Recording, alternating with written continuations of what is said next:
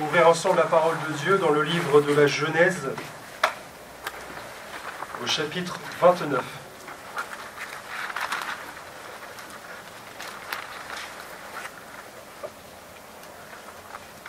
Jacob, dans ce chapitre 29 de la Genèse, va se mettre en marche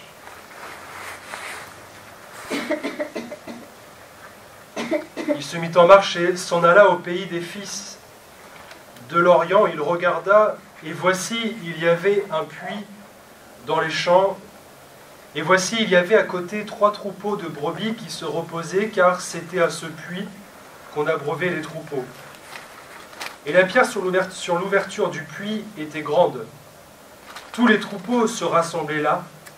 On roulait la pierre de dessus l'ouverture du puits, on abreuvait les troupeaux et l'on remettait la pierre à sa place sur l'ouverture du puits. Jacob dit aux bergers, « Mes frères, d'où êtes-vous » Ils répondirent, « Nous sommes de Charan. » Il leur dit, « Connaissez-vous Laban, fils de Nacor » Ils répondirent, « Nous le connaissons. » Il leur dit, « Est-il en bonne santé » Ils répondirent, « Il est en bonne santé. » Et voici Rachel, sa fille, qui vient avec le troupeau. Il dit, voici, il est encore jour, et il n'est pas temps de rassembler les troupeaux. Abreuvez les brebis, puis allez et faites-les paître. Les serviteurs, les bergers répondirent, nous ne le pouvons pas, jusqu'à ce que tous les troupeaux soient rassemblés. C'est alors qu'on roule la pierre de dessus l'ouverture du puits et qu'on abreuve les brebis. Amen. Et je vous invite au chapitre 33 de ce même livre de la Genèse. Genèse 33, verset 12.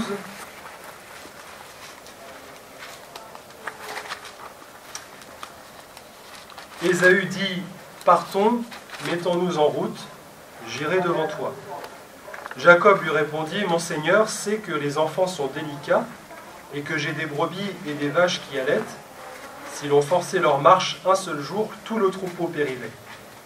Que mon Seigneur prenne les devants sur son serviteur, et moi, je suivrai lentement au pas du troupeau qui me précédera, et au pas des enfants, jusqu'à ce que j'arrive chez mon Seigneur, à Séhir. Amen.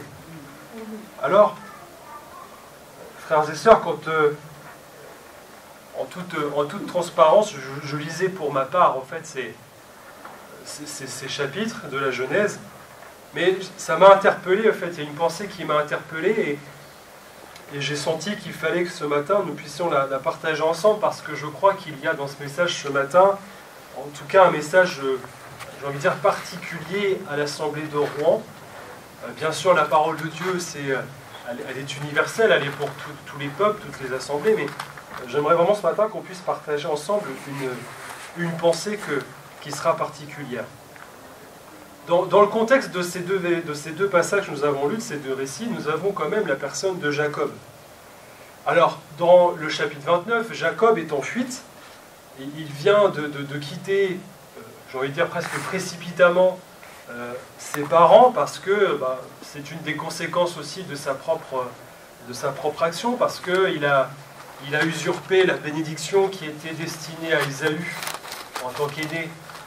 Il a usurpé la bénédiction d'Isaac, et lorsque cette révélation a été faite à Ésaü comme à Isaac, Ésaü cherchait, vous le savez, Ésaü cherchait à tuer son frère, donc il y avait vraiment ce conflit, et moi j'ai envie de dire, en rappelant ce contexte, que Jacob est en fuite, mais il en est quand même en partie responsable, puisqu'il a participé à cette usurpation, si je puis dire, au fait d'avoir pris cette bénédiction. Alors, je ne vais pas ce matin m'étaler sur, si je puis dire, sur cette pensée, sur le contexte, etc. Je voudrais juste qu'on l'ait à l'esprit. Et au final, on va avoir cette parenthèse qui s'ouvre dans la vie de Jacob, où il est en fuite, et il va retourner à Charan, chez son oncle, Laban. Charan, c'est aussi, si on se souvient bien, l'endroit, le lieu où Abraham a enterré son père Térak. Donc c'est-à-dire qu'Abraham était passé aussi à Charan, c'est pour ça qu'on a la famille d'Abraham aussi qui se retrouve à Charan. Enfin bon. tout ce contexte, mais j'ai envie de dire c'est une parenthèse qui s'ouvre pour Jacob dans sa vie. Une parenthèse qui s'ouvre à la suite d'une dispute, d'un conflit. Et avec le chapitre 33, on a évidemment ces retrouvailles entre Jacob et Ésaü. Mais entre le chapitre 29 et le chapitre 33, il y a quand même 20 ans qui se sont déroulés. Et ce que je voudrais qu'on puisse ce matin retenir, en tout cas porter nos regards sur la manière avec laquelle Jacob entretient la relation avec les troupeaux, avec les brebis.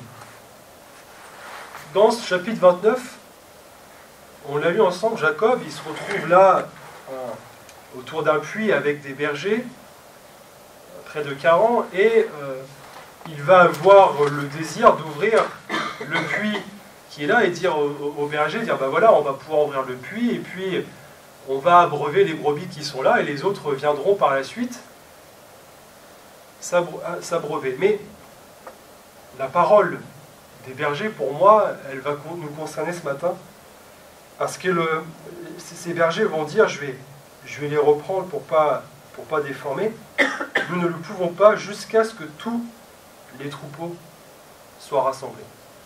Et quand je dis que c'est une parole particulière, une pensée particulière pour l'église de Rouen, frères et sœurs, je voudrais que ce matin, le Seigneur nous dit ce matin, ne nous précipitons pas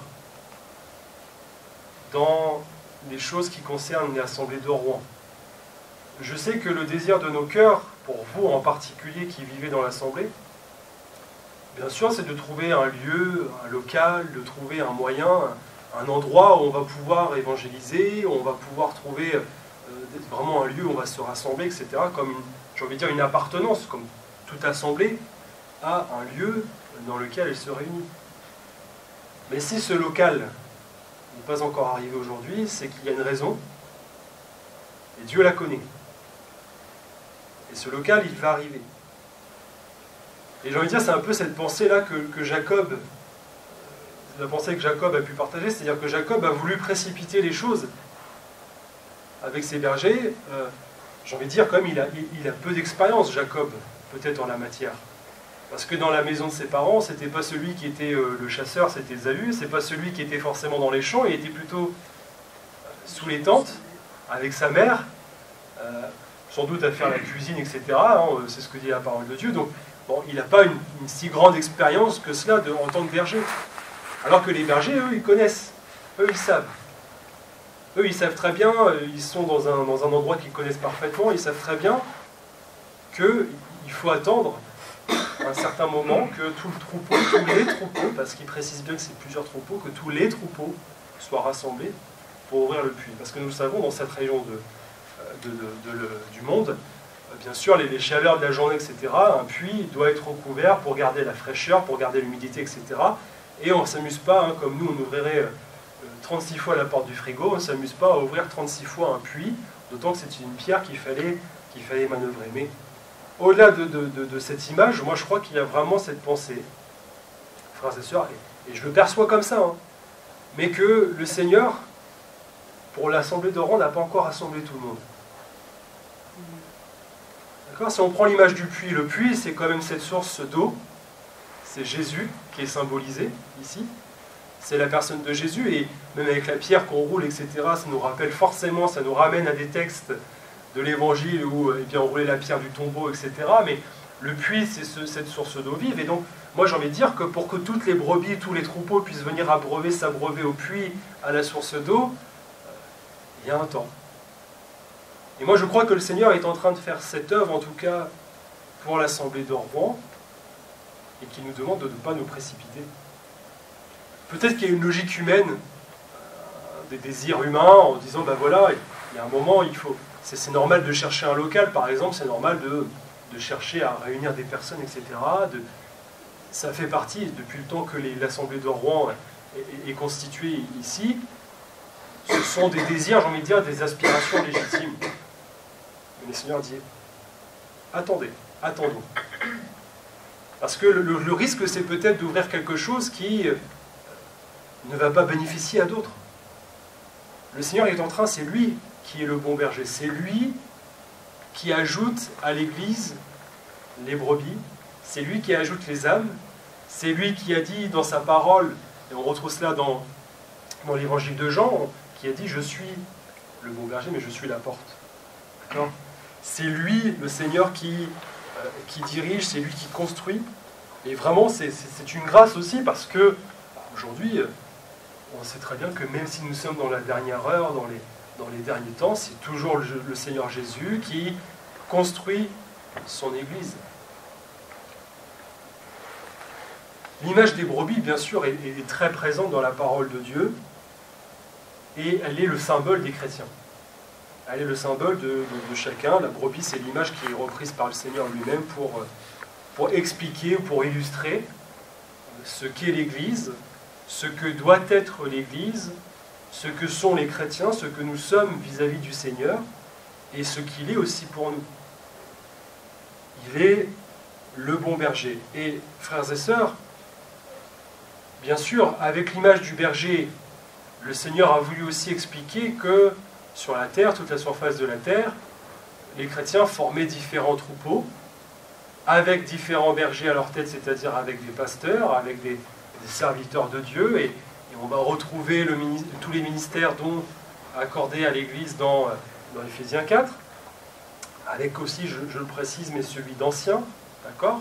Les anciens sont appelés à diriger, à conduire aussi le troupeau, puisque nous n'aurions pas aussi ces recommandations si ce n'était pas la volonté du Seigneur dans les épîtres de Paul, où l'apôtre aussi par le Saint-Esprit rappelle aux chrétiens qu'il faut se soumettre aux anciens, qu'il faut se soumettre aux conducteurs, donc à ceux qui dirigent, à ceux qui conduisent. Mais même s'il y a ces différents troupeaux, même s'il y a ces différents bergers, le Seigneur rappelle aussi qu'il n'y a qu'un seul berger, que tous les bergers, toutes les brebis doivent toujours écouter un seul berger, c'est évidemment le Seigneur Jésus. Et ce que je veux dire par là, c'est nous rappeler, frères et sœurs, que nous n'appartenons pas à un homme, que nous n'appartenons pas à un pasteur, mais nous appartenons à Christ. Nous appartenons au Seigneur Jésus. Et je dis ça parce que, c'est important. Vous allez dire, est-ce que d'habitude ce que je dis, c'est pas important? Si, c'est toujours important. Si c'est biblique, si c'est le Seigneur qui le dit dans sa parole, c'est très important. Mais quand je dis c'est important, c'est qu'il faut qu'on comprenne que, peut-être pour des générations plus anciennes, vous avez connu des moments, des temps, vous avez connu une certaine, une certaine période, enfin, il y a eu quelque chose qui a été construit en vous. Il y a des liens. Et bien qu'on soit évidemment des chrétiens, des chrétiennes, on reste humain, et je veux dire, il y a des sentiments, il y a des liens d'affection, etc. Et je sais qu'on peut parfois être attaché à un homme, à un pasteur, à un enseignement, etc. Et j'ai envie de vous dire, je ne dis pas qu'il faut renier cela. Je ne dis pas qu'il faut forcément se détacher de tout lien avec un pasteur ou autre, mais j'ai envie de vous dire, c'est avant tout au Seigneur qu'on s'attache. Et si le Seigneur vous a amené dans cette église, c'est qu'il en connaît la raison, et que vous, si vous n'en connaissez pas la raison, le Seigneur, lui, le sait. Et ce que je veux dire par là, c'est qu'on ne peut pas constamment regarder en arrière. On ne jette pas l'opprobre sur ce qui a été fait avant. Loin de là, moi c'est pas du tout mon esprit, c'est pas du tout ma pensée. Hein. Ce que nos anciens ont fait, béni soit le Seigneur pour ce qui a été fait, etc. C'est vraiment un héritage qu'il faut conserver, c'est quelque chose que le Seigneur a construit aussi avec eux. Mais faisons attention, frères et sœurs, de ne pas faire de la nostalgie aussi une certaine idole. De faire des temps anciens, de tout ce qu'on a vécu, quelque chose qui serait vraiment sacré, qu'on chercherait à reproduire ou autre. Il y a des temps, il y a des circonstances que le Seigneur connaît. Et il faut vraiment réussir à se détacher de cela. Moi je sais qu'on l'a vécu notamment à l'église de Pont-Omer avec des frères et sœurs. Enfin, quand il a fallu se détacher des ADD, beaucoup de chrétiens étaient meurtris, vraiment, mais étaient blessés, etc. Et on peut comprendre, même des pasteurs, évidemment, ils ont dit, mais c'est un mouvement, c'est le mouvement qui a fait naître aussi, qui a fait naître en France la foi, etc. Donc, évidemment, mais il y a eu vraiment un déchirement, mais j'ai envie de dire, ça reste du sentimental. Et avec la parole de Dieu, il y a les sentiments et il y a l'esprit. Et il faut vraiment s'attacher à l'esprit et pas s'attacher aux sentiments. Et ce que je veux dire par là, c'est que la manière avec laquelle le Seigneur construit ou rassemble son troupeau, etc., il faut lui faire confiance. Et il ne faut pas chercher à reproduire, il ne faut pas chercher à faire des choses, etc., en fonction de nos pensées, de nos raisonnements. Alors, si je reviens à Jacob, parce que c'est l'introduction qu'on a eue, Jacob, il a connu cette évolution. Il a connu cette évolution. Il a fallu 20 ans pour qu'à la fin, on retrouve ce chapitre 33, pour qu'il dise à Ésaü, son frère, il dit non mais on ne va pas forcer la marche, moi je vais marcher au rythme du plus faible, au rythme de ceux qui sont les enfants, donc les agneaux, etc., les petits, à ceux qui allaitent. Et Jacob, je crois que si on retrouve dans ce chapitre 33 ainsi, si on regarde au chapitre 29, je ne pense pas que ce soit le même Jacob qui, au contraire, lui serait du style, si je puis dire, à aller de l'avant, à dire, bon allez, moi j'ai un rythme, j'ai un certain rythme à marcher, etc. Et tant pis, vous me suivez. Ben, Jacob, il lui a fallu 20 ans d'apprentissage pour comprendre, parce qu'il a passé 20 ans chez Laban à être un berger. Il a eu cette expérience, il a passé 20 ans pour qu'à la fin on le retrouve changé, qu'il dise, ben non, voilà, moi je marche au rythme du troupeau. Et au travers de cette image, elle est toute simple. Mes frères et sœurs, ça fait partie, non pas seulement, ça appartient pas seulement aux serviteurs de Dieu, aux prédicateurs, aux pasteurs, à ceux qui conduisent le troupeau, mais il faut aussi que l'Église comprenne cela. Il y a forcément dans le troupeau, il y a des agneaux, de très jeunes brebis, de très jeunes chrétiens dans la foi, d'autres qui sont un peu plus âgés. Moi j'aime bien l'expression qu'ils sont jeunes depuis plus longtemps. Voilà, vous êtes jeunes depuis très longtemps. C'est vrai, merci Seigneur. C'est une grâce aussi de pouvoir connaître cela. Et en tout cas, connaître cela dans une église, c'est important, les générations. C'est important d'avoir des jeunes générations, des générations plus âgées, plus expérimentées, j'ai envie de dire. Et c'est ça le troupeau. Et on ne peut pas emmener l'église en tant que serviteur de Dieu, on ne peut pas l'emmener dans une direction, dans un vert pâturage, en forçant la marche, etc. Et il faut aussi que les brebis comprennent qu'il y a un temps aussi où le serviteur, le berger, doit apporter du soin à une brebis en particulier, aux agneaux, etc. Et puis peut-être à celles qui ont besoin, justement, qui sont malades, qui ont besoin de soins particuliers. Le Seigneur, lui, c'est le bon berger et c'est aussi cela. Et ce que je veux dire par là, frères et sœurs, c'est que même si on a nos aspirations, même si on a nos logiques, nos raisonnements humains, qui sont tout à fait légitimes, soyons aussi spirituels, fraternels, et comprenons que si les choses ne sont pas encore arrivées, c'est le Seigneur qui conduit, c'est le Seigneur qui dirige, c'est le Seigneur qui sait, et que nous devons nous soumettre à la voix du berger. Nous devons nous soumettre à sa volonté. Alors, rappelez ce matin quelques principes bibliques, mais quelques pensées que nous connaissons bien, mais au travers de ça, de la relation que nous pouvons avoir entre le pasteur et les brebis. Et je l'ai dit tout à l'heure, Jésus a dit qu'il était la porte des brebis. Et quand il a dit ça, le Seigneur, il dit ça dans un contexte juif, qui consistait à dire que eh bien, ceux qui étaient justes, justifiés, ce sont ceux qui pratiquaient la loi dans son intégralité. Et Jésus va tout simplement dire, voilà, je suis la porte, c'est-à-dire c'est que par moi que vous pourrez rentrer dans le royaume des cieux. C'est que par moi que vous pourrez rentrer dans la bergerie. Bien sûr, une porte, c'est une ouverture qui nous sert, frères et sœurs, à entrer dans un lieu, ou même à en sortir. Et j'ai envie de dire par là, c'est tout simple, mais une porte, c'est quand même une sécurité. Si vous êtes chez vous, que vous laissez la porte ouverte toute la nuit, je ne sais pas si vous dormirez paisiblement, tranquillement, moi je ne pense pas. Mais en tout cas, c'est une sécurité, c'est un moyen aussi de protéger notre habitation. C'est la même pensée que le Seigneur a voulu partager avec son Église. Comme il est la porte, c'est par lui que nous entrons, mais c'est aussi lui qui nous protège, c'est lui qui nous sécurise, c'est lui qui permet que l'Église soit en sécurité. Une porte, c'est aussi 3 battants. La structure d'une porte, c'est 3 battants. Et à travers cela, frères et sœurs, on retrouve la Trinité. Les 3 personnes de l'unité divine. On retrouve le Père, le Fils, le Saint-Esprit. Et Jésus, quand il dit « Je suis la porte », il le dit en disant « Voilà, je suis celui qui rassemble aussi ces 3 personnes, je suis Dieu ». Et donc c'est à travers, évidemment, le Fils, mais c'est aussi par le Saint-Esprit, et c'est aussi par la volonté du Père que nous pouvons entrer dans le royaume de Dieu. Donc quand Jésus a dit « Je suis la porte », ce n'est pas simplement un simple enseignement, c'est vraiment quelque chose de profond. Jésus a dit « Je suis le bon berger ». Ce n'est pas seulement le moyen de salut, ce n'est pas seulement la porte, c'est aussi celui qui conduit les brebis.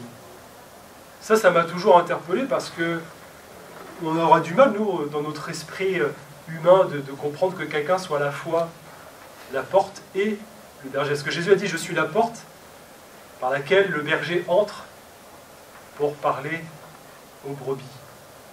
Mes frères et sœurs, ça c'est tout simplement le chemin que Jésus a dû traverser, ce tabernacle éternel, ce lieu très saint dans lequel le Seigneur a dû pénétrer.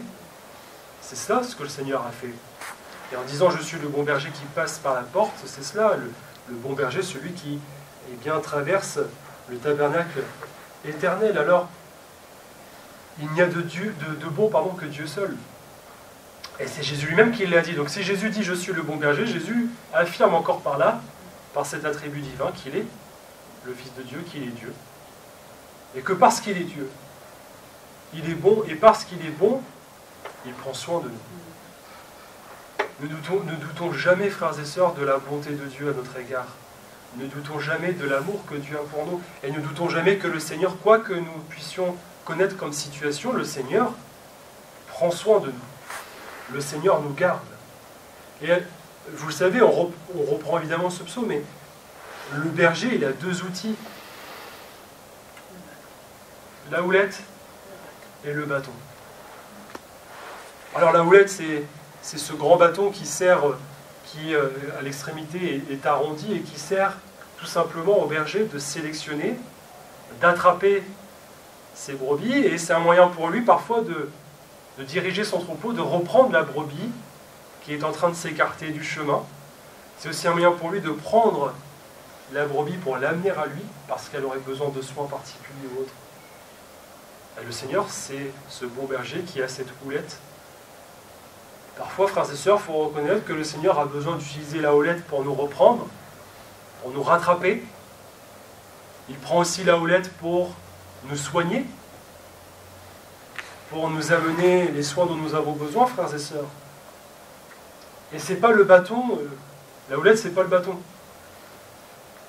C'est important, parce que le bâton, lui, c'est l'arme qui est destinée aux ennemis, aux animaux, aux bêtes féroces, à la menace du troupeau. Ça, c'est le bâton qui est utilisé pour battre les adversaires du troupeau. C'est pas utilisé pour taper sur les chrétiens.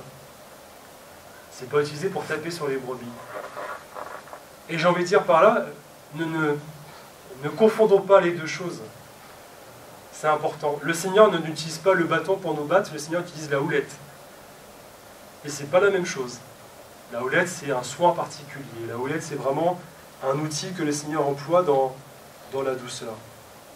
Je dis cela parce qu'on peut avoir aussi dans notre conscience parfois que le Seigneur sera un peu pardonnez-moi du terme, mais un père fouettard. Vous avez des chrétiens, ils ont peur de Dieu parce qu'ils pensent que Dieu, c'est quelqu'un qui a toujours un bâton et qui tape comme un mauvais père taperait sur son enfant avec un bâton par méchanceté. C'est pas comme ça que le Seigneur a vu. Et en tout cas, ne voyez pas Dieu comme ça. Le Seigneur, lui, c'est la houlette. Ta houlette et ton bâton nous rassurent. Vous croyez que les brebis, quand elles voient la houlette ou même le bâton, elles ont peur? Non. Ta houlette, ton bâton me rassure. si le Seigneur utilisait le bâton pour nous battre, si le berger utilisait un bâton pour battre les brebis, je ne pense pas que les brebis diraient « ton bâton me rassure ». Bien au contraire. Donc c'est bien la preuve que le bâton est destiné, bien sûr, à une arme de défense. Et au travers de ces deux outils, frères et sœurs, rappelons-le, mais la houlette, le bâton sont faits de bois qui nous rappellent la croix. Ça nous rappelle aussi le bâton, le bois, ça nous rappelle aussi la puissance divine, parce que ça nous rappelle Moïse qui avait la verge pour aller accomplir ce que Dieu lui avait confié comme mission, comme libération du peuple. Et à travers cela, c'est vraiment le bâton, c'est l'image, le symbole de la puissance divine, et c'est aussi bien sûr le symbole de la croix. Ce qui veut dire que pour nous, le Seigneur, pour nous conduire, pour nous reprendre, ou même pour nous défendre, il utilise la croix. Elle est au centre de tout. Donc c'est par elle que le Seigneur nous conduit, c'est par elle que le Seigneur aussi nous défend, et c'est par elle que le Seigneur accomplit sa puissance. Parce que nous regardons à la croix. Nous regardons à ce bois qui a été élevé, ce bois maudit, mais qui est devenu pour nous source de salut, source de grâce, mais évidemment malédiction pour le Seigneur qui, lui, par contre, sur ce bois infâme, s'est donné pour nous, s'est donné pour chacun de nous. Alors, c'est vraiment ce que le Seigneur veut que nous puissions retenir ce matin, c'est qu'il conduit son troupeau par ces deux outils, par ces deux moyens. Et il dira aussi, je connais mes brebis. Je suis la porte, je suis le bon berger et je connais mes brebis. Un berger, ça sent le mouton, ça sent la brebis. Et en disant ça, je dis, on n'est pas des moutons. C'est important parce que les moutons, c'est quoi des moutons? Les moutons, ça suit bêtement le troupeau. Là, on dit les moutons de Panurge. Je ne suis pas un mouton de Panurge, c'est-à-dire je ne vais pas voir quelqu'un qui court, je ne vais pas me mettre à courir. Je ne vais pas voir quelqu'un aller dans une direction, je ne vais pas aller dans la direction comme ça. On n'est pas des moutons, on est des brebis. Et c'est important cette distinction parce que la brebis, c'est quand même un lien beaucoup plus particulier. Elle reconnaît la voix du berger. Et le Seigneur ne nous appelle pas à être des moutons, mais bien des brebis, c'est-à-dire à reconnaître la voix du beau berger. Et bien sûr, ça nous amène aussi en tant que prédicateurs, en tant que pasteurs, à chercher à être comme le bon berger. Normalement, vous pourriez prendre tous les pasteurs, tous les serviteurs de Dieu, tous les prédicateurs, et on devrait entendre la même voix. On devrait entendre la même note, la même tonalité. Et si on commence à avoir des discours un peu, et je dis discours exprès, pas prédication, des discours différents, où est la voix du bon berger dans toutes ces choses? Alors, il faut faire la part des choses, frères et sœurs, entre la prédication et les discours, c'est-à-dire entre ce qu'un pasteur pourrait dire, etc., d'une certaine expérience. Et moi, je crois que quand on appartient à une église locale, autant nous appartenons au Seigneur qui est le bon berger, autant nous devons aussi appartenir au pasteur. Quand même, enfin, je ne sais pas, pour vous, chacun de nous, quand on prend le baptême, on est attaché au pasteur qui nous a fait prendre le baptême, celui qui nous a accompagnés dans cet engagement, qui a été celui qui a prononcé ces paroles, et c'est tout à fait normal. Alors pour ma part, j'ai envie de dire, c'est Gilles, donc c'est facile, vous avez chacun aussi vos pasteurs, je crois, à l'esprit, en disant c'est tel pasteur qui m'a baptisé. Et souvent, on le dit quand on partage nos témoignages, etc., avec des frères et sœurs, on va dire, moi c'est tel pasteur qui m'a baptisé, etc. Et il ne faut pas qu'on tombe dans le côté péjoratif, négatif. Hein. Quand Paul le dit aussi aux Corinthiens, il dit, mais vous dites, certains disent je suis d'Apollos, d'autres de Paul, etc. On n'est pas là pour se battre, entre guillemets, à savoir que nous, on a été baptisés par tel pasteur, donc, comme si on aurait une aura toute particulière parce que le baptême a été fait par tel ou tel pasteur. Que vous ayez été baptisé par Gilles Lezé, par même Charles Lezé, par monsieur Copa, etc., peu importe l'homme, Le plus important, c'est pas l'homme. C'est l'engagement, c'est le baptême, c'est Jésus. D'accord? On n'a pas un héritage d'un homme à sortir dans une église. Ce qu'on doit entendre, c'est Jésus. Ce qu'on doit voir, c'est Jésus. D'accord? Bien sûr, l'enseignement qui a été apporté par ces hommes de Dieu, par les serviteurs de Dieu, peu importe ce qu'ils ont été, le plus important, c'est la parole, c'est l'enseignement, ce que Jésus nous a apporté. D'accord, frères et sœurs, je dis ça parce que je sais que parfois, du peu d'expérience que je peux avoir de l'Église, en tout cas des assemblées, je perçois cela chez les chrétiens parfois. Surtout quand on est dans une assemblée comme à Rouen, où on le sait, c'est pas une assemblée qui a été créée parce qu'il n'y avait rien. C'est pas une œuvre nouvelle ou parce qu'il n'y avait aucune œuvre d'évangélisation, bien au contraire. Et je dis ça parce que je sais que parfois, on peut entendre certaines choses. J'ai envie de vous dire ce matin, si vous êtes dans l'assemblée de Rouen, vous appartenez à l'assemblée de Rouen, mais vous appartenez au Seigneur avant tout. D'accord? En tout cas, c'est ce que le Seigneur a mis ce matin sur mon cœur pour nous. Et quand Jésus dit « je connais mes brebis », ça veut dire que, parce qu'il nous connaît, il sait ce qui est bon pour nous. Moi, combien de fois je dis au Seigneur, mais je dis « Seigneur, c'est vrai, tu me connais parfaitement. Il y a des choses qu'on ne se connaît pas, hein, frères et sœurs, entièrement. Il va falloir parfois être fatigué, avoir une forte fatigue, connaître une situation particulière, une circonstance, pour découvrir ce que nous sommes, ou parfois on l'est, sauf qu'en fait on ne veut pas ouvrir les yeux sur ce que l'on est. On n'ose pas, on dit oh, oui, non, peut-être, mais non, il faut ouvrir les yeux sur ce qu'on est. Et le Seigneur, il veut nous amener à cela aussi. Parce qu'il nous connaît, parce qu'il sait que l'on est comme ça, il dit bah, je vais peut-être susciter cette circonstance, t'amener dans cette situation pour que tu prennes conscience que tu es encore comme ça. Mais ça, c'est l'œuvre de la sanctification. Quand on s'engage avec le Seigneur, quand on se convertit au Seigneur, on ne devient pas parfait. Loin de là. C'est le début d'une œuvre de sanctification, c'est le début d'une construction durant laquelle le Seigneur va montrer qu'il y a encore des finitions, qu'il y a encore des choses à faire, qu'il y a encore des choses à ôter de nos vies, parce que même si le Seigneur fait le ménage dans notre vie, dans notre cœur, bah, il y a encore des travaux, il y a encore des travaux, des œuvres à faire, et il faut que cela soit accompli aussi par le Saint-Esprit, par toute cette vie de l'Esprit que le Seigneur veut nous donner. Si le Seigneur nous connaît, il faut aussi que nous connaissions le Seigneur. Moi, j'aime à dire que je bénis le Seigneur de l'avoir connu, mais aussi d'avoir été connu de lui. La parole le dit. Et il faut que nous apprenions à connaître le Seigneur Jésus. J'ose espérer en tout cas que depuis le premier jour de votre conversion jusqu'à aujourd'hui, vous en avez appris à connaître encore davantage sur le Seigneur. Moi, j'ai aimé cette image que j'ai lue une fois, c'est d'un pasteur qui disait que le Seigneur était comme un diamant. Et quand vous prenez un diamant, il y a de multiples facettes. Un diamant, quel que soit l'angle, le moindre degré que vous prenez, il y a une lumière différente. Et c'est ça le Seigneur. Et on n'a jamais fini d'en faire le tour. Mais il faut connaître Jésus. C'est pas une religion, c'est pas je me suis engagé, j'ai pris le baptême et puis voilà, c'est bon. J'ai mon étiquette, j'ai ma carte de membre. C'est pas ça la vie chrétienne, on le sait, frères et sœurs, c'est connaître le Seigneur.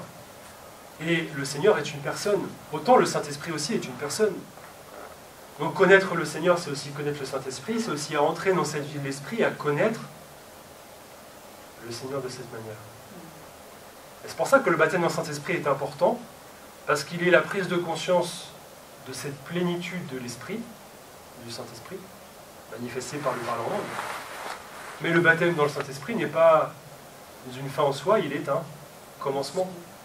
Je vous l'ai déjà apporté, c'est le fait de rencontrer la personne, de prendre conscience que la personne est là avec nous, mais ça ne suffit pas. Ça ne suffit pas. Il faut marcher, cheminer avec cette personne. D'accord ? On pourrait reprendre l'image de l'homme et de la femme, hein, du mari, de l'épouse.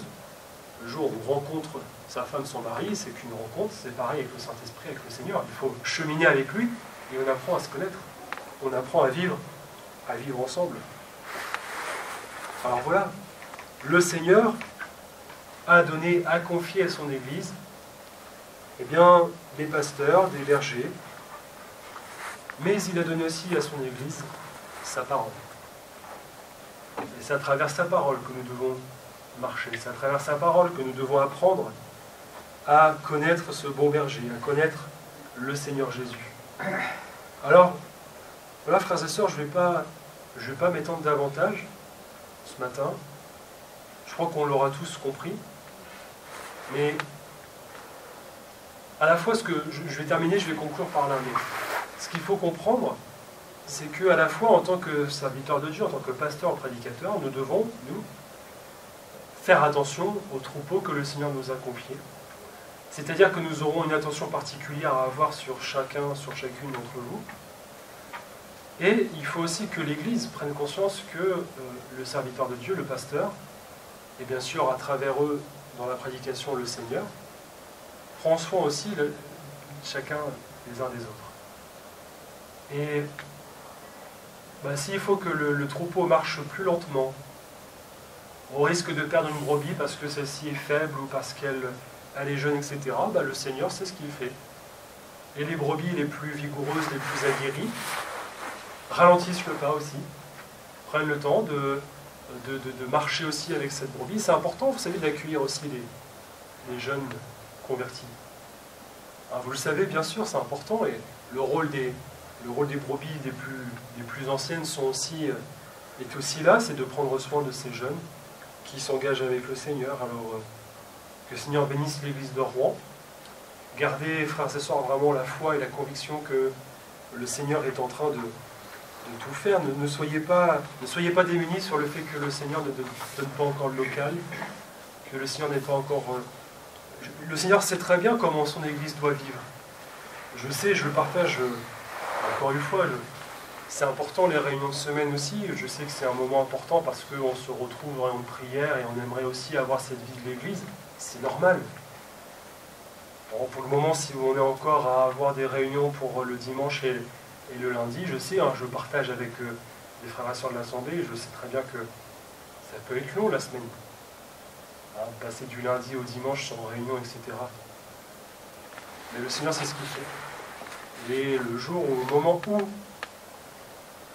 il y aura un lieu pour l'Église, pour l'Assemblée de Rouen, pour que nous puissions vivre cette vie de l'Église, c'est peut-être parce qu'il aura ajouté encore d'autres troupeaux, peut-être parce qu'il y aura d'autres personnes qui, pour le moment, n'ont pas encore conscience ou ne sont pas encore arrivées ici, et d'autres personnes viendront s'ajouter.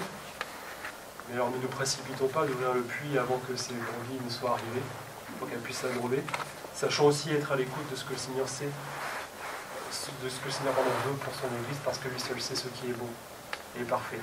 On prie ensemble.